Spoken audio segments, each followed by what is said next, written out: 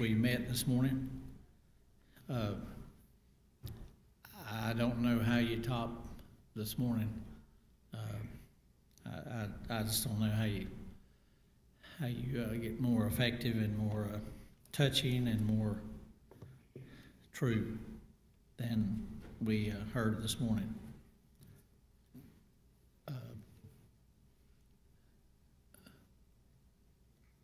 Nick who? No, okay.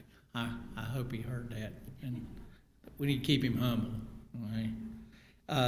We sing this a lot, and we're going to sing it again, and we'll sing it hopefully a lot again. 10,000 Reasons, and what a beautiful name. Would you join us? It'll be projected. Would you sing and would you worship?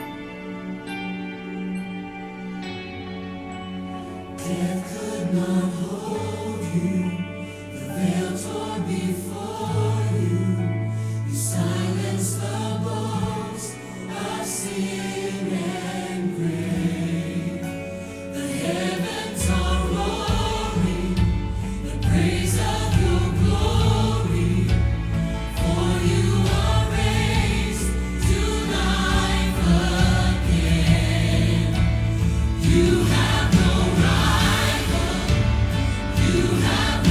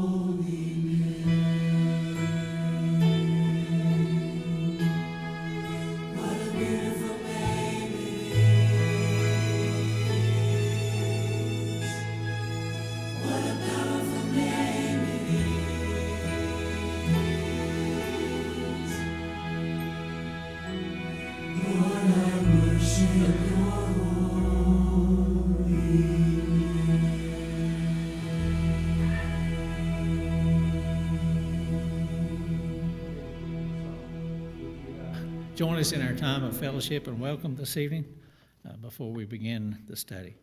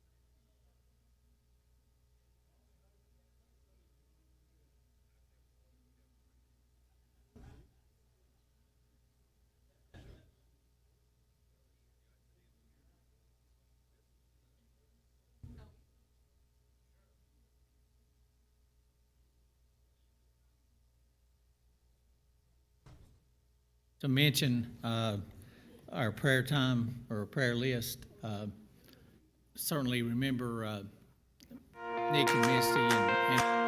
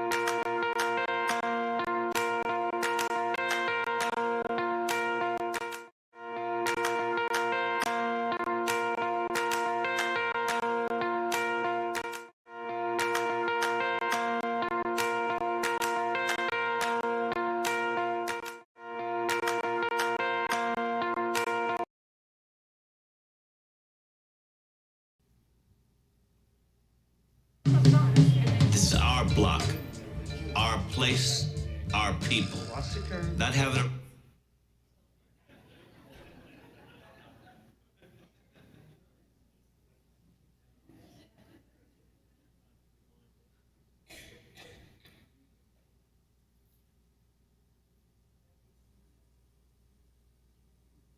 Good evening, Oak Ridge Church family. It's Pastor Nick, and tonight we are back into our study in the book of Revelation, and we're in Revelation chapter 12 tonight. And as we get started this evening, I want to remind you in our timeline of events in the book of Revelation and world events such as the rapture, the tribulation, and the millennial reign of Christ, that where we are at in our timeline is that we are sort of in this aside, this parentheses in the storyline, this, hey, these things are going on at the same time throughout the entire tribulation period.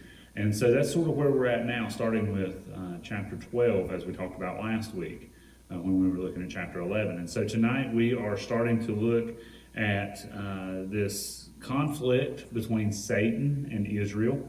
And so that's where we're going to be looking at tonight in Revelation chapter 12. And so as we get started tonight, I'm going to read to you, and I ask for you to look along in your Bibles as I do read it, from Revelation chapter 12. We're going to look at the whole the whole chapter, and then we'll go back and sort of decipher what the writer is telling us here. So let's look at Revelation 12, beginning with verse 1. It says, "A great sign appeared in heaven, a woman clothed with the sun, with the moon under her feet, and a crown of 12 stars on her head.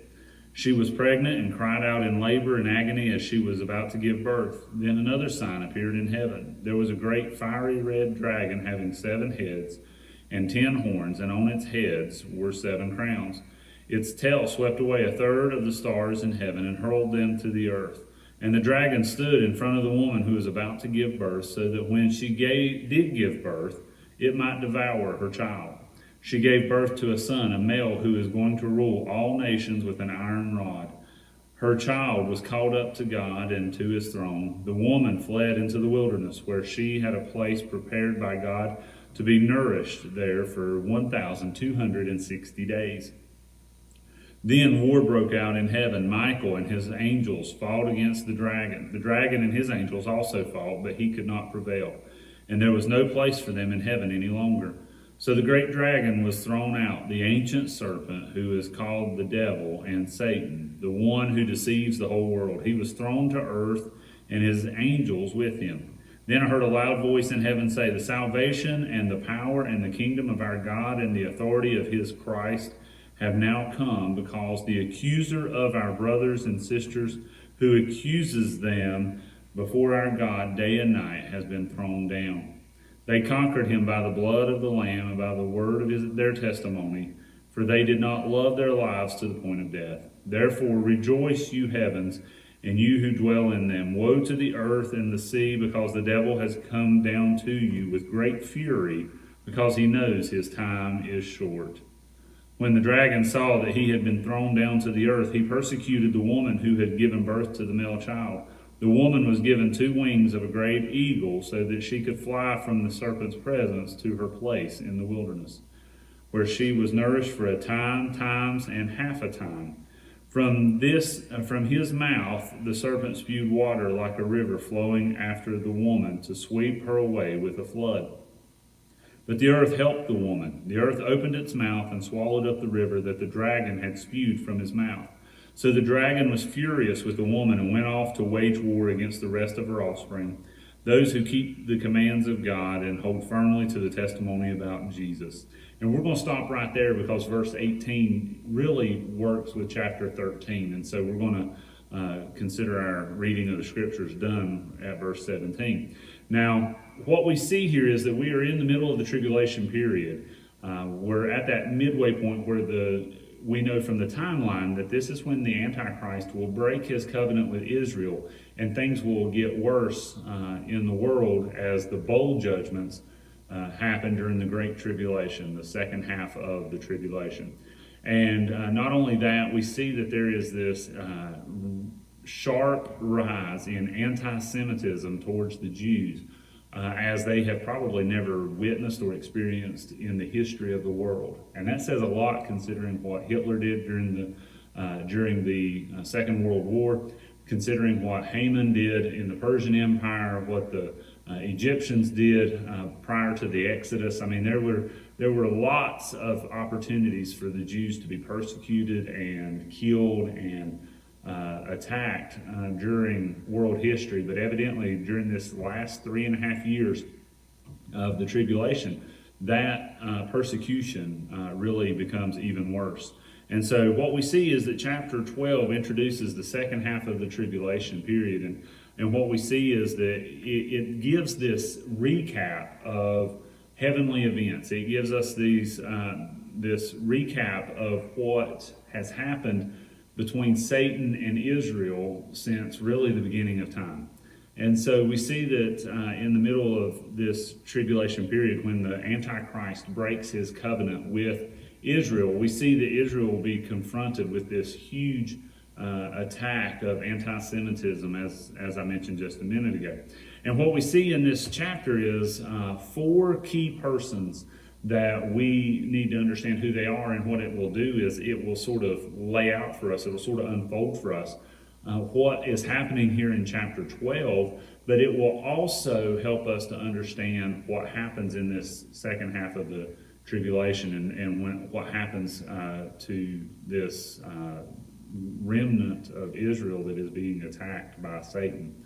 And so one thing that I think is really interesting is that he mentions in the book, the author of our commentary, Tim LaHaye, mentions in the book that at the beginning of chapter 12, now think about this, we have read 11 full chapters of Revelation, which is a book that is supposed to be full of symbols and signs and make it impossible for people to understand, according to some believers. We see that in chapter 12, it starts talking about this great sign. And did you know that this is the very first time that the word sign is used in the book of Revelation to signify that this is an actual sign and not to be interpreted literally as a literal person and a literal dragon? So we've made it over halfway through the book of Revelation before we actually get to the first example of something that is a sign. Not necessarily something that is symbolic, but nevertheless something that is literally referred to as a sign, that we should understand that this is a sign and not something to be taken literally. And so we see that there are these four people, and the first one in this sign that we are examining in chapter 12 is the sun-clothed woman. We see that in verses 1 and 2. And there have been a lot of suggestions, as we have seen through the book of Revelation, as answers to certain things. These are what this means, or this is what that means. There's 2 or 3 answers for certain things that we aren't definitively told, and so people make their best guess. What did the 7 thunders say? What did the 7 voices that sounded like thunder say? Well, we don't know, and nobody does, but people will make their guesses. Well, it's no different with this woman who is clothed with the sun. There are certain guesses that people have made over time. The Catholic Church has claimed that this is the Virgin Mary. And so they have sort of, staked their flag with that sun-clothed woman being the Virgin Mary, even though, it doesn't make sense for her to be, for it to be Mary, considering some of the arguments that Tim LaHaye makes inside of the commentary, because of the heavenly realm that we see is being mentioned around this woman and all that goes on with her. Not only that, some have made the argument over time that the sun-clothed woman was the church, the followers of Christ. And again, that's not a really good answer for what we see to be this sun-clothed woman. And it's kind of funny too. I mean, if you want to look at it as humorous, the founder of the Christian Science cult, Mary Baker Eddy, she actually said that she was the sun-clothed woman described in Revelation chapter 12, and that the son that she gave birth to was the movement or the false religion of Christian Science. And so, there's a lot of claims that this sun-clothed woman is a lot of different things, and there's different preachers and different prophets that have claimed to either be that woman or know who that woman is. And the woman referred to here in Revelation chapter 12 is, as we will see as we look at everything else, it's very clear to us that it's not the Virgin Mary, it's not the church or anyone other than that it represents the nation of Israel. That Israel is the woman who would give birth to this son, as we will see, that will rule with an iron scepter. And so we know that it's the nation of Israel who gave birth to the Messiah. And so we know that Israel is the sun-clothed woman. And, it's interesting when we look at it that the fact that this woman is seen, as it says there, clothed with the sun, with the moon under her feet, it refers to this idea of illumination. And we know that the sun illuminates the earth and our solar system, but we know that the sun also the light of the sun is reflected off of the moon. And so this particular biblical text is referring to illumination and light, and that there's things that need to be understood here. And what we need to see is that the sun and the moon here in this regard are symbolic of Israel as God's light bearers for mankind. And so what that means is that Israel was God's chosen people to bring mankind back into relationship with him, because God would send a Messiah through Israel, and that Messiah would be for all people, not just for the Jews.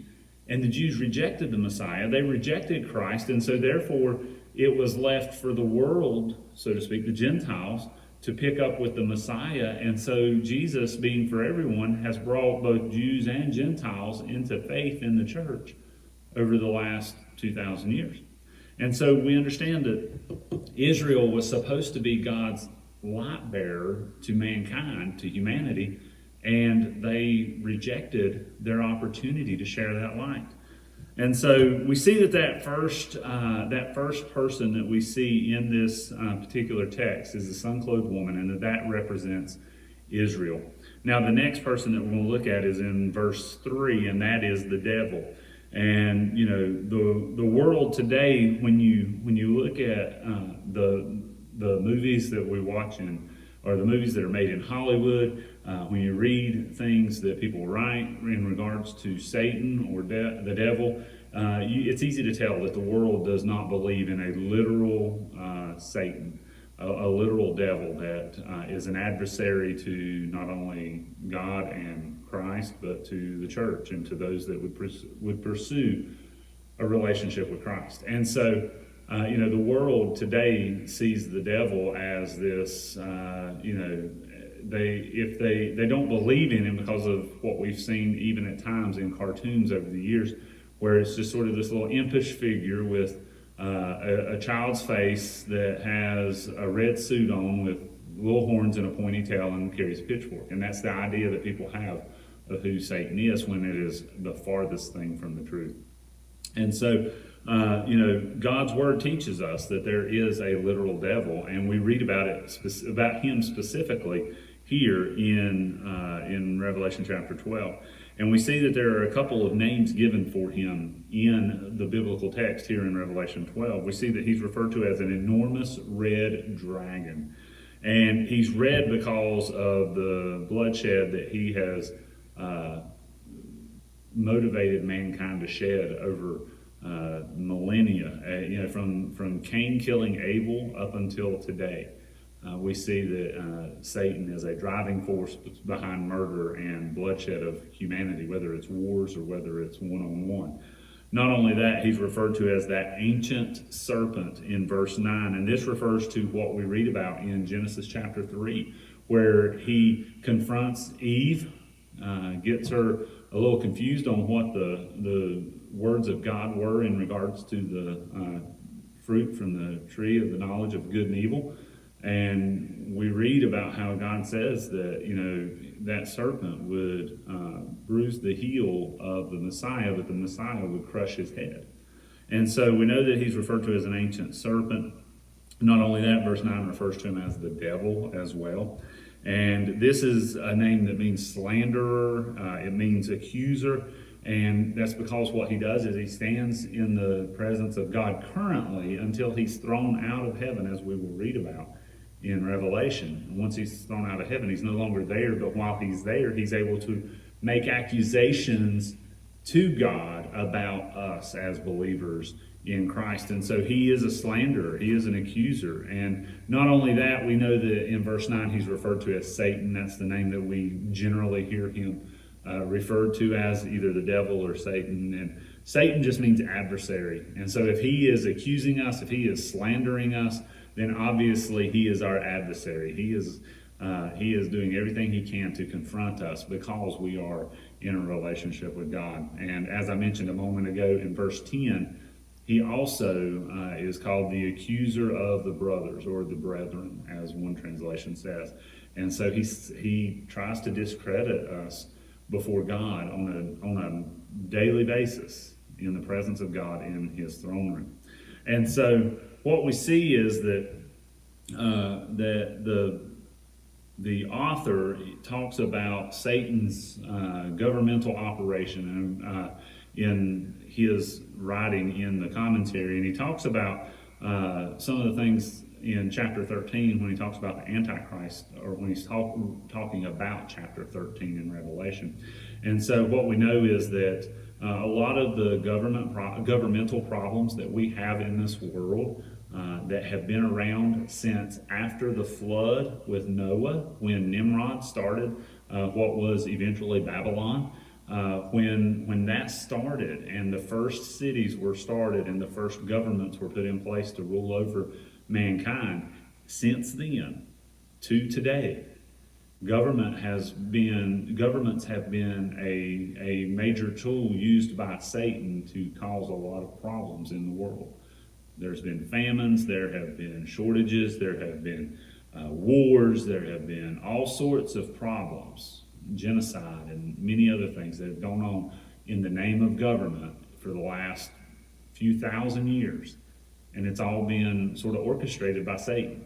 And so what we see is that as we head towards verse 10, we see or in verse 4, we see that John is describing the actual fall of Satan. And so what we're seeing here for much of the time in Revelation chapter 12 is just sort of like this recap of universal history regarding Satan and even his interaction with Israel. And so we see that verse 4 probably refers to the original fall of Satan that is described in Isaiah 14, where Satan rebelled against God, tried to overthrow God, and in the process, a third of the angels followed him and were essentially kicked out of heaven. And so when they were kicked out of heaven, the angels and those fallen angels, demons, and Satan were cast down to earth. A third of them were swept out of heaven, so to speak. And what that means is that those demons and Satan were given, I guess, free reign, so to speak, here on earth, all tempered by God's power, all limited by what limits God puts on them. But the only difference is that Satan actually has the ability, currently anyway, to go back and forth between this world and the heavenly throne room of God, because he's still able to be there to make accusations against us. And so that what we read in verse 4 about the great dragon sweeping a third of the stars out of the heavens, that's essentially what he's referring to there. And so what we see is that as we continue on, we see that there is this conflict between the dragon and the woman that is about to give birth, and that the dragon is ready to destroy the one that is born to the woman. And when we look at this, it shows us really what Satan's attitude has been since the Garden of Eden, since Genesis 3:15, where mankind is looking for that Messiah, and once the Messiah is born, Satan knows that his time is limited. And so some of the examples that show us the conflict from the time of Genesis up until Revelation, which includes today and even things in the future, some of the examples that we see here before and after the birth of Christ that show this conflict include these: the murder of Abel by Cain, Genesis chapter 4. We know that Cain is he's counseled by God not to let sin to rule in his heart, and eventually what Cain does is he goes and he kills his brother. And that was one opportunity that Satan tried to use to stamp out the seed of the Messiah, the seed of the woman that would eventually lead to the Messiah. And so we see that that's the first attempt. And we know that Adam and Eve have Seth, and through that line, the Messiah is born. Not only that, we see the attempts of Satan to use Egypt and the Pharaoh of the Egyptians to persecute and eventually stamp out the Hebrews. And we see that happens while they are in Egypt in Exodus 1 and 2. Not only that, we know that there is a decree by Haman in Esther, and specifically in chapter 3, because he doesn't like Mordecai. He decides that he's going to essentially do everything he can to exterminate the Jews from the Persian Empire. And because of his edict that he tricks the king into signing, there are many Jews that are in danger until Esther steps up and does what she does to save her people. Not only that, we see Herod's decree to kill the babies under 2 years old in Matthew chapter 2, when Herod has talked to the Magi and he finds out that there is a king, not a prince, but a king born to the Jews, and he sees it as a rival to his throne and his power. And so what does he do? He sends his soldiers to do what is now called the Massacre of the Innocents, where all the young boys 2 years and under in the city of Bethlehem are murdered by Herod's soldiers. And not only that, in Luke chapter 4, when Jesus is in the midst of his earthly ministry, there is one time where Jesus is nearly thrown over a cliff in Luke chapter 4. And so we see that that's another time. You know, some will make the argument that when Jesus is on the Sea of Galilee with his disciples, and he's asleep in the boat, and the boat is about to be capsized, that is an attack by Satan as well to sort of stamp out Jesus' seed. And you could even make the argument that when Jesus is when he is taking on his temptation in the wilderness, when Satan tries to get him to eat or change the stones to bread and to eat, that would have killed him, because that kind of a fast can only be broken by liquids rather than solid foods, or it would have killed him. And so there's a lot of things that we see in the scriptures, especially in the Gospels, where where Satan took certain opportunities to try and destroy the seed of the woman, to try and destroy Jesus. And so we see that's his conflict with the nation of Israel that has been going on for thousands and thousands of years. And so we see that the third person in this chapter that we need to look at is in verse 5, and that is the man-child, as it is referred to in chapter 12. And the identity of this man-child should be very easy for us to understand who it is, because if the sun-clothed woman is Israel, and Satan is seeking to destroy the child born from Israel that would rule with an iron scepter, then we understand that it has to be Jesus Christ. We understand that there is no other logical explanation for it to be anyone other than Jesus Christ. And so what that shows us is that as we move on, if we look into verse 7 of Revelation chapter 12, we see that we come across the fourth and final person that we need to know of from this chapter that helps us understand this conflict between Israel and Satan. And that fourth person is the archangel Michael. And, Michael and Gabriel are the only two angels in the Bible whose names are given to us. We know that Gabriel is the announcing angel, the one of the seven that stands in the presence of God. And we know that Michael is something of a military type of angel, one that is used for battle and things like that. And because of his rank and because of what we hear about him throughout the biblical text, he seems to be this commanding general of the heavenly angels, the heavenly host. And so, the writer of our commentary makes a really good explanation, or a really good point, that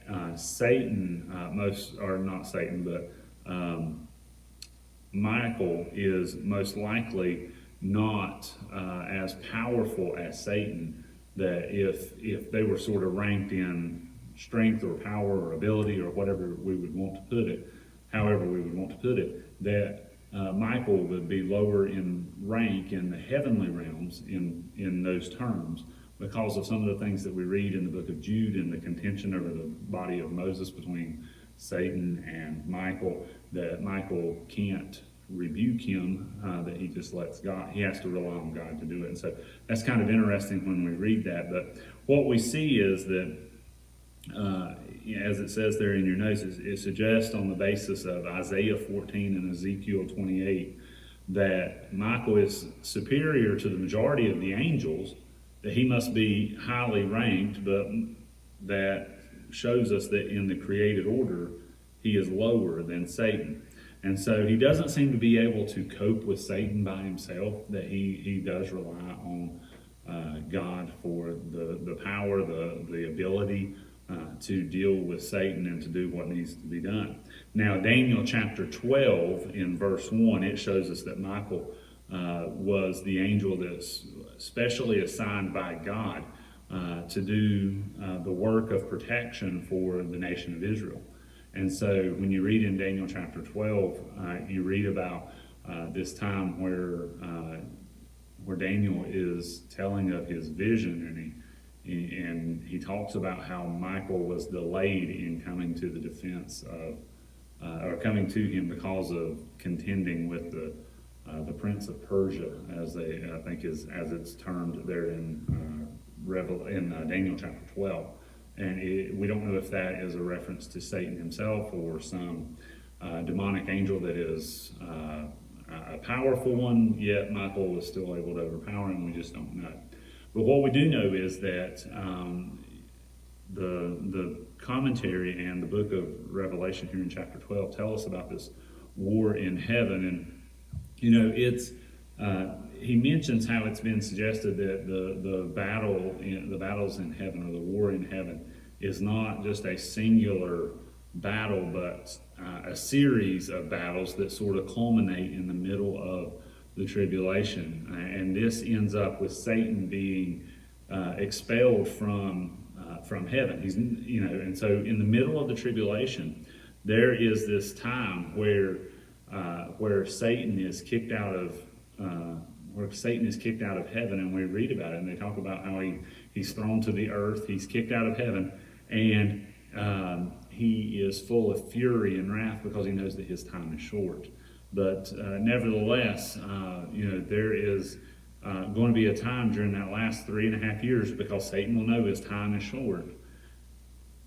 His fury on the earth, his wrath on the earth is going to be unprecedented. And that's why, as we've been talking, from the very beginning of the tribulation after the rapture until the return of Jesus, things continue to get worse. We're at the halfway point, and we've talked about billions of people being killed. We've talked about large sections of the earth being impacted, whether it's by vegetation being upended and burnt, or water being polluted or turned to blood, and just all of this devastation with earthquakes and hailstones and all of these things. Think about it. We're only halfway through the tribulation. And now that Satan has been kicked out of heaven and he knows his time is short, he's going to go down swinging. And he's going to be taking everyone and everything he can down with him. And so it's going to be a very terrible time when we think about that. But in the middle of this tribulation period, we see that God gives the order to Michael, and he's going to cast that great dragon down to the earth. And he sends his angels with him, so to speak. And the casting out of Satan will result in this unparalleled rejoicing in heaven. Can you imagine? I talked with, can you imagine what it would be like in heaven when Satan is kicked out of heaven? I mean, there's just going to be this, we can finally relax type of mentality. I talked with an employer not too long ago, an individual who employs certain workers, and I was talking with them, and they said that they had one person in their office who was just this constant black cloud, that it was that they were constantly offended by anything that someone said, even if it wasn't to them or about them, or if they were just talking about their own family. They were offended because they took it as a jab, and it settled over the entire atmosphere of this office, that this individual was just constantly just a drain on everybody, because you couldn't say anything about anything around them. And so recently that person left that position and took another position. And when they did, that employer that I was talking with said that it was like night and day difference. That the employees even said, there is a different air about what is going on in our office. And that's the kind of attitude that the Old Testament saints, the tribulation saints, the church, the angels, the the elders, the four living creatures, everyone in heaven is going to be rejoicing when Michael is given the, okay, let's get rid of him with Satan, and Satan is cast out of heaven. There's going to be this air of difference in heaven, and it's going to lead to this time of unparalleled rejoicing in heaven.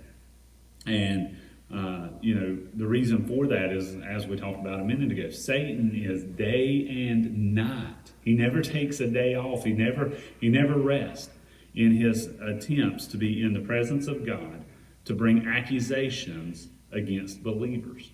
That's what he's doing. He is doing it right now as we speak. As I'm filming this in preparation for Sunday, and while you're sitting there in the pews on Sunday evening, Satan is in the presence of God making accusations about us.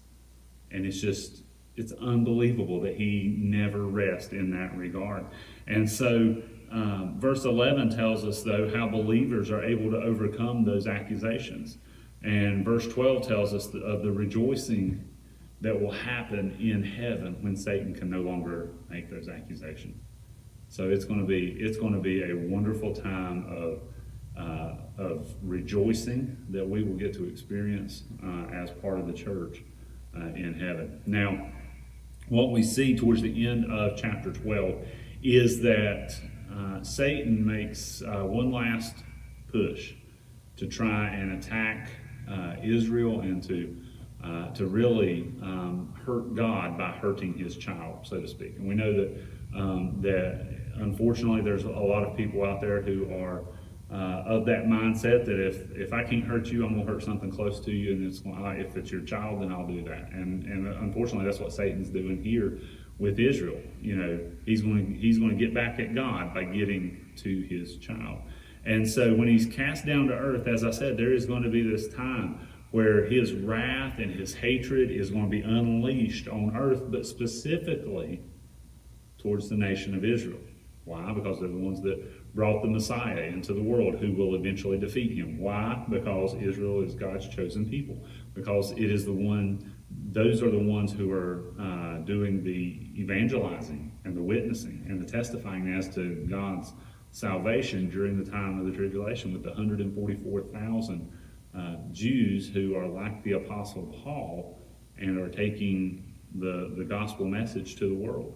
And so Israel's faithfulness to God is seen in the fact that she is given these two wings of a great eagle to escape to a place where God has prepared to protect her until the end of the tribulation period. That 1,260 days is again a reference to the 42 months or 3.5 years, however you want to look at it, that remain from the midway point of the tribulation till the time that Jesus returns.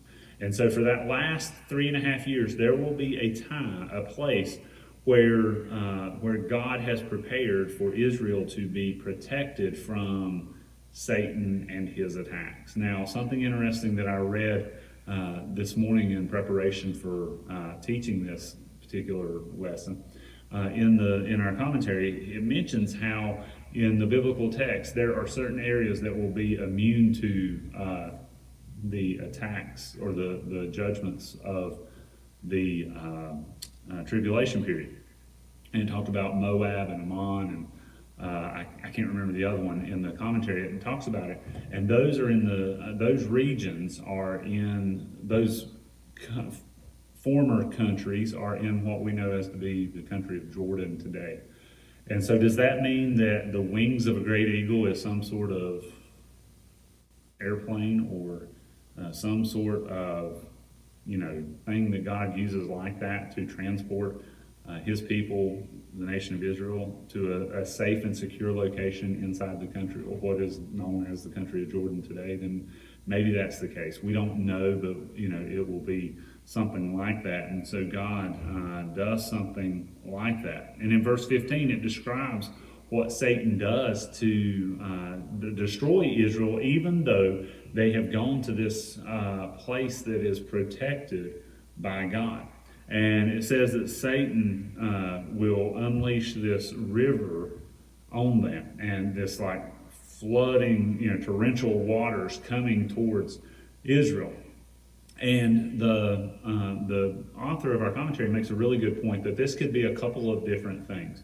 One thing is that Satan could actually divert bodies of water, rivers, to try and flood out the Israelites in the region of the world, wherever it may be, or in Jordan, wherever it may be, and try to literally drown the nation of Israel. That could possibly be it. Another attempt or another thing that it could be is an attempt by him to flood Israel with false teachings. That's a possibility as well. We don't exactly know. But then the third one is that, as the author says, the symbols earlier in Revelation 12 can lead us to believe that this is an army invading a country. And so the Antichrist, because of his hatred for Israel, because of Satan's influence in his life, the Antichrist will have, for the first half of the tribulation period, have had a covenant with Israel. Well, at the midway point, he breaks that covenant, and then from then on, it's just open season on the Jews. And so Israel is under attack after that. And so, seeing as how the supreme world leader, the Antichrist, would have access to untold numbers of soldiers and armies and military equipment and things like that, then it would not be unheard of for the Antichrist to send against the nation of Israel in this place that they are protected by God, this army that looks like a flood coming to overwhelm the people.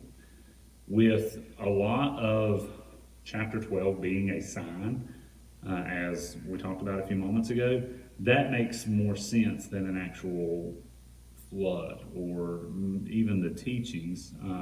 I tend to agree with Tim LaHaye here that this is most likely a group of soldiers that are, an army of soldiers sent to destroy Israel. Because what better way to make sure that they are exterminated than to send an army in to wholesale slaughter and commit genocide against the Jewish people. And so whatever that river represents, whether it's water, teachings, or an actual army, what we see is that God supernaturally protects the nation of Israel by opening up the ground and swallowing that river, whatever it is. So that doesn't make sense for us to think that it would be the teachings, the false teachings that would flood the Israelites. It would have to either be literally a flood of water or a flood of soldiers. But either way, we see that the ground opens up. God opens up the ground, and the flood is swallowed. It is neutralized by that action from God. And we even see that way back in Numbers chapter 16 during Korah's rebellion, where the ground opens up under their tents and swallows them whole. And God uses that as at that time in world history to deal with a problem confronting the nation of Israel. And so it's not unheard of for him to do it again in Revelation, because that's what we see happening here. And so what we have to understand is, for your final note in your notes tonight, is that Satan will turn his focus on those outside of Israel's protected area that still follow God. And so what that means is that those that are outside of that protected area, wherever that's at, whether they're Jewish Christians or whether they are Christians, they're going to, or tribulation saints, I guess I should call them. Regardless of whether they're Jewish Christians or tribulation saints, they are going to be attacked, and it's going to be a difficult time for them, and many of them will probably be killed. And that's probably where we get a large, some number of the tribulation saints that are killed and are in heaven, are martyred for their faith, that we've read about and will read about in the book of Revelation. And so that is our lesson tonight on Revelation chapter 12. What I would encourage you to do is to write down any questions you might have about tonight's lesson. Write it down in your book, and be sure to ask those in 2 weeks when we come back together to study Revelation chapter 13. Next Sunday is a fifth Sunday, so we won't have evening services, and so we'll pick back up with Revelation chapter 13 on the first Sunday in June. And so I want to thank you for being with us tonight for our Revelation